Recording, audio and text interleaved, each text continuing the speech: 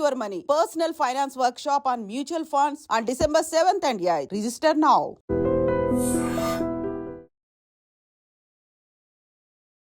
Hi hello నమస్తే welcome back to iDream Media. ఈరోజు మనతో ఉన్నారు high court advocate, immigration consultant and EB five visa expert అయిన మన ఫేవరెట్ ఆదిత్య మల్లెల గారు. సార్తో మాట్లాడదాం. Hi sir. హలో అండి. సార్, రైట్ నౌ అమెరికా వెళ్ళడం చాలా కష్టతరంగా మారింది. ట్రంప్ తీసుకున్న డెసిషన్ దానికి కారణం. అందుకే ఇల్లీగల్ ఇమిగ్రేషన్ అనేది చాలా పెరగబోతుంది అని చెప్పేసి స్టేట్మెంట్స్ వస్తూ ఉన్నాయి. And in case illegal immigrants వాటిపై మీ అప్డేట్ ఏంటి?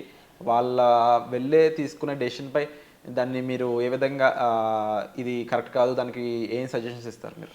సో ఇప్పుడు చాలా హాట్ గోయింగ్ టాపిక్ ఏదైతే ఉందో అది ఇల్లీగల్ ఇమిగ్రేషన్. సో అందరూ భయపడుతుంది ఏంటి అంటే ట్రంప్ పవర్లోకి వచ్చారు కాబట్టి. అసలు పవర్లోకి ఎందుకు వచ్చారని మాట్లాడుకుంటే ఇల్లీగల్ ఇమిగ్రేషన్ అనేది కూడా మేజర్ సబ్జెక్ట్. అసలు ఆయన పవర్లోకి రావడానికి చాలామంది ఓటింగ్ ప్యాటర్న్ చూసుకుంటే ఎకనామిక్స్ బిల్డింగ్ ఆఫ్ ఎకనామికల్గా స్ట్రాంగ్ చేయటం ఒక ఆస్పెక్ట్, ఫారెన్ రిలేషన్స్ ఒక ఆస్పెక్ట్, అలానే ఇమిగ్రేషన్ అనేది మేజర్ ఆస్పెక్ట్, దాంట్లో ఇల్లీగల్ ఇమిగ్రేషన్. సో ట్రంప్ వస్తం వల్ల ఏంటంటే ఇల్లీగల్ ఇమిగ్రెంట్స్ ఎవరైతే ఉన్నారో వాళ్ళందరూ ఎరాడికేట్ చేసి దాన్ని తగ్గిస్తారు అనేది అందరూ ఎక్స్పెక్ట్ చేస్తుంది అనమాట. సో అందరూ ఏంటంటే ప్యానిక్ అవుతున్నారు. ఎవరైతే లీగల్గా యుఎస్ మైగ్రేట్ అవుతున్నారో వాళ్ళు భయపడాల్సిన అవసరం లేదు. మనకి ఈ యుఎస్ వెళ్ళే వాళ్ళందరికీ వీసా ఛాలెంజెస్, అలానే గ్రీన్ కార్డ్ రావటం అనేది పెద్ద ఛాలెంజ్గా మారిపోయి చాలా ఇబ్బందులు పడుతున్నారు కదా, స్ట్రగుల్స్. ఈబీ5 వీసా అనేది ఒక ఆల్టర్నేటివ్ కూడా ఉంది. సో ఈబీ5 వీసాని ఆప్ట్ చేసుకుంటే అడ్వాంటేజ్ ఏంటంటే గ్రీన్ కార్డ్ చాలా ఫాస్ట్గా వస్తుంది. అలాగే మోర్ ప్రివిలేజ్డ్ అండ్ ప్రయారిటైజ్డ్గా ఉండటం వల్ల, ఎందుకంటే మనం డబ్బులు ఇన్వెస్ట్ చేస్తున్నాం కాబట్టి దాన్ని బేస్ చేసుకొని మనకి ఈబీ5 వీసా అనేది ఇస్తున్నారు. గ్రీన్ కార్డ్ ఫాస్ట్గా వస్తుంది మనకి, మన ఫ్యామిలీకి. సో ఈ డబ్బులు ఏదైతే ఇన్వెస్ట్ చేస్తున్నా ఆ డబ్బులు వెనక్కి వస్తాం జరిగిద్ది కదా. సో ఆ డబ్బుల్ని ఫారిన్ ఇన్వెస్ట్మెంట్ ఫండ్గా గుర్తిస్తున్నారు. గుర్తిస్తాం అంటే మనం ఒక హై ప్రివిలేజ్డ్ ఇన్వెస్టర్ కింద గుర్తించబడుతున్నాం కాబట్టి చాలామంది అడుగుతారు ఏంటి ఈబీ5 మీద వెళ్తే ఏదైనా ట్రావెల్ రెస్ట్రిక్షన్స్ కానీ లేదా ఇల్లీగల్ ఇమిగ్రేషన్ కింద ఏమైనా వస్తుందా అంటే నేను అంటాను నవ్వి, ఇది ఏదో నేను పెట్టింది కాదు.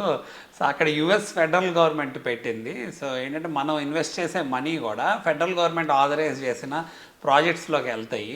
United States citizenship service and immigration service authorise చేసి. సో అవి కూడా ఏంటి చూసుకొని జాగ్రత్తగా ఇన్వెస్ట్ చేయాలి. అవి మళ్ళీ వెనక్కి వస్తాం జరిగిద్ది. నెక్స్ట్ 3 to 5 yearsలో మీ ఎంటైర్ ఫ్యామిలీకి గ్రీన్ కార్డ్ ఫాస్ట్గా వస్తాం జరిగిద్ది అని మనం మాట్లాడుకుంటున్నాం. సో ఇలాంటి struggles, visa challenges, work challenges, green card రావడానికి ఛాలెంజెస్ ఉన్నాయి కాబట్టి ఈ ఈబీ5 వీసాని ఆప్ట్ చేసుకోగలిగితే త్వరగా వాళ్ళ గోల్ అచీవ్ చేయడానికి మార్గం ఉంది అని చెప్పేసి మనం చెప్పుకుంటాం కూడా జరుగుతుంది కదా, ఎడ్యుకేట్ చేయడం.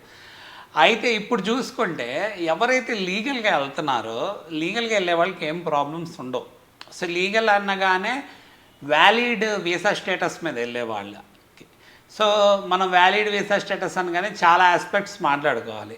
మధ్యలో చాలామంది స్టూడెంట్ వీసా మీద వెళ్తున్నామని చెప్పి అక్కడ బ్లాక్ లిస్టెడ్ ఆల్రెడీ చేయబోతున్న కాలేజెస్కి వెళ్ళారు.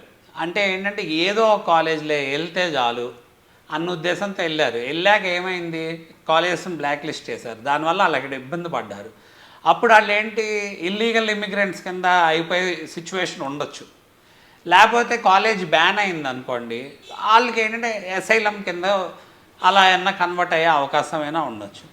బట్ వాళ్ళు స్టేటస్ కోల్పోయే అవకాశం ఉంది కదా, వాళ్ళు మళ్ళీ ఎడ్యుకేషన్ ఆప్ట్ చేయాల్సిన సిచ్యువేషన్ ఉంటుంది కదా, మళ్ళీ చదువుకోవాలి కదా, డబ్బులు పోగొట్టిన సిచ్యువేషన్. సో అలానే మనం ప్రీవియస్ హిస్టరీ చూసుకుంటే చాలామంది ఫేక్ డాక్యుమెంట్స్ పెట్టి వెళ్ళారు. ఎందుకు అంటే అప్పుడు అందరూ ఇలాంటి మెథడ్స్ ఎందుకు ఆప్ట్ చేశారంటే ఏదో ఒక యూనివర్సిటీకి వెళ్ళిపోతే ఎవరో ఒకళ్ళు మన చుట్టాలు ఎవరో ఒకళ్ళు అక్కడ ఉన్నారు, వాళ్ళు హెల్ప్ చేస్తారు, ఎలాగలాగా సెటిల్ అయిపోవచ్చు అనుకున్నారు. బట్ ఇప్పుడు ఆ పరిస్థితులు అయితే లేవు. సో మేజర్గా ఫోకస్ చేస్తుంది కూడా ఇల్లీగల్ ఇమిగ్రేషన్ మీద. ఎందుకు ఇల్లీగల్ ఇమిగ్రేషన్ మీద ఫోకస్ చేస్తానంటే ఇల్లీగల్గా కంట్రీలోకి బార్డర్స్ని క్రాస్ చేసి ఎంటర్ అయిపోతున్నారు జనాలు. లేకపోతే ఏదో ఒక స్టేటస్, ఇప్పుడు విజిట్ వీసా, అసలు విజిట్ వీసా పర్పస్ ఏంటి అనేది వదిలేసి విజిట్ వీసా మీద టూరిజం పర్పస్కి వస్తున్నామని చెప్పేసి అక్కడ ఓవర్ స్టే చేసి అక్కడే ఉండిపోయారు అనుకో. సో అది కూడా కైండ్ ఆఫ్ ఇల్లీగల్ ఇమిగ్రెంట్ కింద క్లాసిఫై అవుతారు కదా. సో చాలామంది అక్కడికి వెళ్ళి ఇప్పుడు స్టూడెంట్ వీసాసే తీసుకోండి, స్టూడెంట్స్ అందరూ వెళ్ళి ఇల్లీగల్గా పార్ట్ టైమ్స్ చేస్తున్నారు, రెస్టారెంట్స్, హోటల్స్, గ్రాసరీస్ ఇలాంటి వాటిల్లో. సో మనం ఇల్లీగల్ ఇమిగ్రేషన్ గురించి మాట్లాడుకున్నాం కాబట్టి మెక్సికో బార్డర్ని యూజ్ చేసుకొని చాలామంది ఎంటర్ అయిపోతున్నారు యుఎస్లో అని చెప్పి అక్కడ వాల్ కూడా ఒకటి ఆల్రెడీ ఎగ్జిస్టింగ్ వాల్ ఏదైతే బార్డర్లో ఉందో అది కట్టిన దాన్ని ఇంకా రీబిల్డ్ చేయటం జరిగింది. సో ఈ ఇల్లీగల్ ఇమిగ్రెంట్స్ ఇంతకుముందు వస్తుంటే కొంతవరకు చూసి చూడనట్టు ఉండేవాళ్ళు ఒకప్పుడు. ఎందుకు అంటే అక్కడంతా మనకి కంట్రీలో తీసుకుంటే యుఎస్లో ఇది బిజినెస్ ఓరియంటెడ్ కాబట్టి ఎవరైతే డిఫరెంట్ బిజినెసెస్ కానీ కంపెనీస్ కానీ ఎస్టాబ్లిష్ చేస్తారు లేదా ఇండస్ట్రీస్ ఎస్టాబ్లిష్ చేస్తారు అనుకో, వర్కింగ్ క్లాస్ పీపుల్ కూడా ఉండాలి కదా. ఇప్పుడు ఏంటంటే హార్డ్ జాబ్స్ ఉంటాయి కొన్ని, అలాంటి వర్క్ చేసే వాళ్ళు ఉంటారు కాబట్టి వాటిల్లో కొంతమంది అబ్జర్వ్ అయ్యేవాళ్ళు. బట్ ఇది ఎక్కువ అయిపోయింది బాగా. ఇప్పుడు ట్రంప్ అసలు పవర్లోకి వచ్చింది కూడా మెయిన్ ఆయన మేనిఫెస్టోలో ఉంది కూడా ఇల్లీగల్ ఇమిగ్రేషన్ మీద రూల్స్ తీసుకొస్తాను, రెగ్యులేషన్స్ తీసుకొస్తాను, అలానే ఇమిగ్రేషన్ లాస్ అన్ని ఫైన్ ట్యూన్ చేసి స్ట్రీమ్లైన్ చేసి స్ట్రిక్ట్ చేస్తాను అనేది అందరికీ ఇక్కడ ఇది అవుతుంది. సో ఇల్లీగల్ ఇప్పుడు ఆల్రెడీ కెనడాకి అండ్ మెక్సికోకి అనౌన్స్ చేయడం జరిగింది, మీరు బార్డర్ జాగ్రత్తగా చూసుకోకపోతే మీ మీద ఆంక్షలు విధిస్తాను అని చెప్పడం కూడా జరిగిందన్నమాట. స్ట్రిక్ట్గా వార్న్ చేశారు. ఎందుకు అంటే ఆ కెనడా మెక్సికో నుంచి బార్డర్స్లోంచి ఎవరైనా వచ్చేస్తున్నారు అనుకోండి, యూఎస్ ఎంత సెక్యూరిటీ తీసుకుంటుందో ఆ కెనడాను మెక్సికో అంత తీసుకోవట్లేదు అనేది అక్కడ ఉన్న జనరల్ ఎజంప్షన్. ఎందుకు అంటే మెక్సికోలో కార్టెల్స్ అని ఉంటారు, అంటే ఒక మాఫియా ఉంటారు, వాళ్ళకి డబ్బులు ఇస్తే వాళ్ళు ఏంటంటే బార్డర్ దాటిస్తారు అన్నట్టు. అలానే కెనడాలో కూడా సేమ్ పర్పస్. అలానే డ్రగ్స్ కూడా వచ్చేస్తున్నాయి, ఇల్లీగల్గా డ్రగ్స్ ట్రాఫికింగ్ చేస్తున్నారు కెనడా మెక్సికో బార్డర్స్ నుంచి, అవి యూఎస్లోకి ఎంటర్ అవుతున్నాయి. మోర్ ఓవర్ ఏంటంటే మీకు చైనా నుంచి కూడా ఈ మెక్సికో చైనా కెనడా మీద ఇంపోర్ట్స్ ఎక్స్పోర్ట్స్ పరంగా ఎక్కువ ట్యాక్స్ విధిస్తా అంటున్నాడు. ఎందుకు అంటే ఏవైతే వస్తున్నాయో ప్రొడక్ట్స్ వాటిల్లో ఏంటంటే చైనా నుంచి కూడా మనకి మెడిసిన్స్ రూపంలో డ్రగ్స్ అలాంటివి వస్తాం అనేది ఐడెంటిఫై చేయడం జరిగింది, హెరాయిన్ అలాంటివి వస్తాయి అని చెప్పి. సో దానివల్ల ఎక్కువ డ్రగ్ ట్రాఫికింగ్ పెరిగిపోతుంది.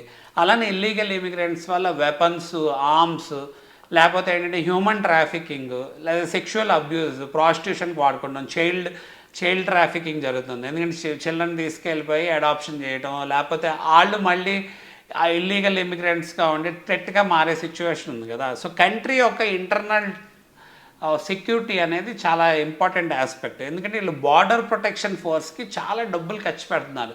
అలానే ఇల్లీగల్గా ఎవరైనా వచ్చిన వాళ్ళకి అక్కడ రూల్స్ చాలా స్ట్రిక్ట్గా ఉంటాయి కదా, వాళ్ళు ప్రొటెక్షన్ హోమ్స్ అనేవి ప్రొవైడ్ చేయడం జరుగుతుంది.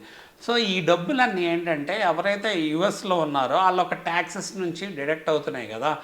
సో ఇదంతా దానివల్ల చాలా డబ్బులు పోతున్నాయి కాబట్టి దాని మీద సీరియస్ లీగల్ మెజర్స్ తీసుకోవాలి, అప్రాప్రియేట్గా దాన్ని ఫైన్ ట్యూన్ చేసి దానికి ఒక రూల్స్ అండ్ రెగ్యులేషన్స్ తీసుకురావాలని చూస్తున్నారు. సో అందుకే ఈ నేషనల్ ఒక ఎమర్జెన్సీ తీసుకొచ్చే సిచ్యువేషన్ ఉంది. నేషనల్ ఎమర్జెన్సీ ఎలా అయితే మనకు వచ్చిందో అలా ఎమర్జెన్సీ తీసుకొచ్చి రూల్స్ అవన్నీ పెట్టి, సో ఎవరైతే ఇల్లీగల్ ఇమిగ్రెంట్స్ ఉన్నారో వాళ్ళని ఐడెంటిఫై చేసి వాళ్ళని డిపోర్ట్ చేసే సిచ్యువేషన్ ఉంటుంది అని చెప్పి ఇప్పుడు అనుకోవటం జరుగుతుంది అనమాట. సో ఓవరాల్గా ప్రస్తుతం అప్డేట్స్ అయితే ఈ విధంగా ఉన్నాయి. అండ్ డెఫినెట్లీ EB5 అనేది అల్టిమేట్ అనేది అర్థమవుతుంది సార్ ప్రతి సిచ్యువేషన్లో కూడా. ఎక్కడ కూడా దేనికైనా అడ్డు ఉంటుందేమో కానీ EB5కి మాత్రం ఒక క్లియర్ కట్ ఒక విజన్ అయితే క్లియర్గా కనిపిస్తూ ఉంది. ఎందుకంటే వాళ్ళకి మనం ఒక ఇన్వెస్టర్గా వెళ్ళినప్పుడు మనకు రెస్పెక్ట్ దొరుకుతుంది, అట్ ది సేమ్ టైం మనం అనుకున్న పర్పస్ ఫుల్ఫిల్ అవుతుంది. సో మీరు ప్రాపర్ సిటిజన్షిప్ 100% నాకు అమెరికన్ సిటిజన్షిప్ కావాలి, అక్కడ నేను సెటిల్ అవ్వాలనుకుంటున్నాను మైండ్ సెట్ ఎవరున్నా సరే, బిజినెస్ ఓనర్స్ అయి ఉండొచ్చు, హై సాలరీ ఎంప్లాయీస్ అయి ఉండొచ్చు, ఈవెన్ స్టూడెంట్కి అయినా సరే అక్కడ EB5తో వెళ్ళే పాసిబిలిటీస్ మీకు ఉన్నట్లయితే వెంటనే డిస్ప్లే అవుతున్న నెంబర్స్ కాల్ చేయడం ద్వారా 100% ఆదిత్య గారి హెల్ప్ అనేది మీకు ప్రొవైడ్ చేయడం జరుగుతుంది. ఇక్కడ స్టార్ట్ దగ్గర నుంచి అక్కడ సిటిజన్షిప్ వచ్చే ఈ 7-8 ఇయర్స్ వరకు మీకు 100% ఫుల్ సపోర్ట్ అనేది ప్రొవైడ్ చేయడం జరుగుతుంది, ఇంక్లూడింగ్ ఎంబసీ సపోర్ట్. సో దీనికి సంబంధించిన డీటెయిల్స్ కోసం మీరు డిస్ప్లే అవుతున్న నెంబర్స్ కాల్ చేసి పూర్తి వివరాలను తెలుసుకోవచ్చు. ముఖ్యంగా అమెరికాలో ఎవరైతే రిసైడ్ చేస్తున్నారో వాళ్ళు ఈ వీడియో చూసినట్లయితే మీకు అక్కడ ఉన్న సిచ్యువేషన్స్లో ఏదైనా ఇబ్బందికరంగా ఉందా, మీకు ఒక సపోర్ట్ కావాలి అనుకున్నట్లయితే వెంటనే డిస్ప్లే అవుతున్న నెంబర్స్ కాల్ చేసినా సరే అక్కడ విషయాల నుంచి కూడా ఆదిత్య గారు 100% డౌట్ సాల్వింగ్తో పాటు ప్రాబ్లమ్ సాల్వింగ్ కూడా చేస్తారు. సో తప్పకుండా wonderful help sir. Thank you so much. Thank you.